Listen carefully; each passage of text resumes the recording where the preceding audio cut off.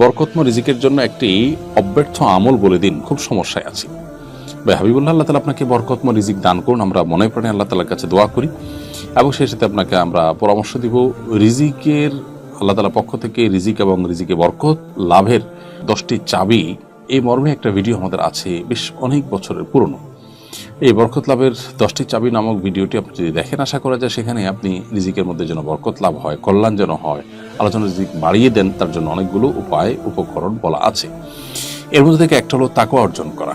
আল্লাহ তাআলা বলেছেন যে ওয়ালাউ আন্না আহলাল কুরআন আমানু ওয়াত্তাকাউ লাফাতাহনা আলাইহিম বারাকাতিম মিনাস সামা। কোনো জনপদের মানুষরা যদি তাকওয়া অবলম্বন করে, আল্লাহ ভীরুতা অবলম্বন করে, তাহলে সেক্ষেত্রে আল্লাহ বলেছেন আসমান থেকে তাদের জন্য বরকতের দুয়ারসমূহকে ওপেন করে দিবেন।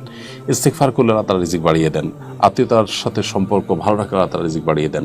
রিজিক বাড়ানোর আরও যে সমস্ত আমলগুলো রয়েছে হাদিসে, সেগুলো আমরা বেশি বেশি করার চেষ্টা করবো। আল্লাহ তাআলা আমাদেরকে তৌফিক দান করুন।